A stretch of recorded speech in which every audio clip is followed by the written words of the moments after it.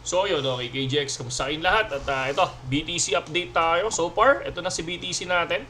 Nasa 88,700 na si BTC. So para sa akin isa sa resistance ni BTC ay si 88,000 hanggang 89,000. No? 88,800 and 89,000. Oh. So nasa 200 USDT yung pagitan nila. Tingnan natin kung ma-breakout si 88,800 and 89,000. Okay? So, marami nagtatanong kung possible pa daw bumagsak si BTC. For me, mahihirapan na kasi ang mismong support natin, ang major support natin ay si 83,300 and yung minor support natin ay si 85,700. Okay? Kung titingnan naman natin sa 1 month time frame, no? Sa 1 month time frame nagpapakita na siya ng pump. Okay? So nagpapakita na siya ng pump, no? So ang tagal niyang, so dalawa yung mismong, kung mapapansin natin, talagang laglag siya ng sobrang laglag, and then ngayon nagpapakita na siya ng pump, no? Kung titingnan natin dati, no? Ito siya. So nag-negative, and then nag-drop, and then nagpakita ng pump. Baka mamaya makita na natin yung tinatawag na simula ng bull run. Okay? No, syempre tayo, hindi naman tayo basta-basta naniniwala pagdating sa mga pump-pump na yan. Lagi lang tayo nakabase doon sa support and resistance na pinapakita natin. Katulad nito ngayon, nasa 88,700 and nakikita kong resistance ay 88,800 and 89,000. Kung mapapansin nyo, yan, rejected. So, di ba? So, yan yung tinitingnan natin. I think, baka si 89 yan. Kung na-reject siya kay 88,800, baka si 89 ang mismong resistance ng mga tropa. Okay? So ngayon, kung titingnan naman natin ngayon, yung trade natin ngayon sa ating future trading, ito yung ating mga profit ngayong araw na to. Papakita ko sa inyo. May negative, may profit. Pero to, puro profit tayo. Tapos, nagkaroon ng negative kaninang umaga. Okay? So, saan yung negative na yan? Ito yan, naka-record lahat yan. Dito yan, noong April 20, na umaga, si FLM and si Orca. So, yan dalawang yan. Pero episode 1 to 3 is talagang big profit ngayon. Ayan. Big profit pa rin tayo kasi yung episode, yung AMP natin, si AMP token, pumalo siya ng 130%. At yung tatlo dito sa ilalim, pumalo ng 25, 30, and 40. Pumalo ng 40. Okay? So, yan yun. Yan yung ating Telegram. Kung gusto nyo pumasok dito, nagbibigay tayo ng insights. Nagbibigay din tayo ng TA everyday sa mga meme coin, altcoin, no, na pwedeng pasukan for short term. Okay? Sa ngayon, pag tinanong ako, KGX, meron ka bang entry ngayon? Meron akong entry ngayon. Kung titingnan natin sa future,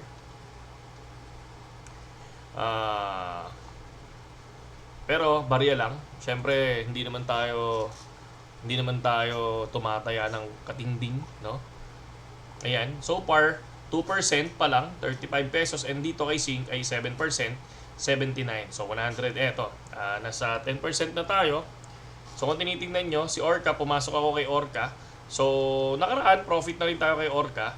Pero ngayon, sinubukan pa rin natin pumasok with 23%, 23 USDT margin, and dito naman kay Sin USDT ay nasa 19 USDT margin. So 20% mag-take profit tayo dito. Ganun lang naman ako kasimple, hindi ko hinahayaan na masunog ako ng sobrang laki, and lagi lang ako nandoon sa word na 20%, no? Tapos kapag sa cut loss naman, nasa 30% ako. So far, maganda naman yung trade natin ngayon. At nakaka 200 naman tayo. 200 pesos, di ba? Maganda na yan. Kasi, bakit barya lang ba pagdating sa future, di ba? Kasi kaya barya lang ako sa future kasi nandito ako saan? Sa spot, no? So, bumibili tayo ngayon ng Ethereum. So far, ang Ethereum natin, kahit papano naman ay maganda dahil kumikita naman tayo kahit papano kay Ethereum ngayon dahil bumili tayo ng nasa 1,400. Diba? 1,007. Ito yun. Pakita ko sa inyo. Para makita nyo lahat. Yan. So, ito yung history ng bili natin ng Ethereum para at least makita nyo kung anong ginagawa ko. No? Kasi 60% down, talagang bumibili na ako niyan, mga kapatid. Okay? At hindi ako nagpo-future ng sobrang laki, no? Kaya pag tinanong nyo ako, no, pag tinanong nyo yung mga tropa natin, wala si KGX, laki ng talo niyan. Hindi. Hindi tayo natatalo ng malaki pagdating sa future dahil barya-barya lang tayo dyan. Okay? So, hindi tayo yung talagang tipong sugarol pagdating dyan sa future. Okay? Kung ikaw sugarol ka, wag ako. Kasi talagang ano lang ako, nagka-cut-loss ako, babarya-barya lang tayo mga kapatid. Okay? So, yun lang yan. Yan lang pinaka-basic yan. At kung gusto nyo sumali dito sa Telegram namin. So far ito, may mga nagsisend sa atin ng profit o negative, profit, profit, negative, profit, profit. O, di ba? O, ito naman si Ami, ito kakapasok lang nito. O, profit, di ba? Si Mary Jane kakapasok lang nito kahapon. Positive, negative, negative, positive, positive, positive. So, pakita natin lahat. O, positive kay Baby, positive kay Alpha. Okay? Positive, positive. Kay George, negative si George. Kay Orca, so ito yung kaninang umaga. So, positive siya naman nung unang attempt namin kay Orca, positive siya, negative siya. So, break even. No? Si Dos, negative sa FLM, 122% naman kay Baby. O, di ba? Si She, kakabalik lang, negative 25 agad. Positive, positive. Positive, positive. Di ba? So, yun lang yun. Ganun ang trading. Wala namang 100% eh. Di ba? Wala namang 100% pagdating sa trading, mga kapatid. Okay? So, yun lang yan. KGX at saludo sa inyong lahat. Ako, sa totoo lang, no? Ang dami meron akong sinalihan din na trading platform, no? So, sinubukan ko kung profitable ako.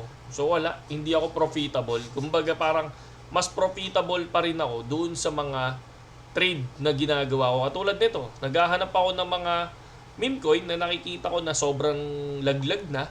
Tapos tinitingnan ko kung ano yung possible na pwede mangyari, gaano kataas ba yung inangat nito, gaano kababa ba yung binagsak nito. So, doon ako magbe-base, okay, may recovery ito kahit papaano. Parang ganoon, doon ako nag-i-start. Kaya, kung mapapansin nyo, pag nag-TA tayo, kahit papaano, good naman, di ba? So, yun lang sa ngayon, KGX, at saludo sa inyong lahat. Magandang gabi sa inyong lahat, at kita-kits sa mga susunod na araw, mga kapatid. Ayan, 16%, malapit na tayo mag-TP dito. 181. So, isipin nyo, pang Starbucks na yan. No? Pero hindi tayo hindi Starbucks eh. Ano lang tayo? Coffee ko 78 lang tayo.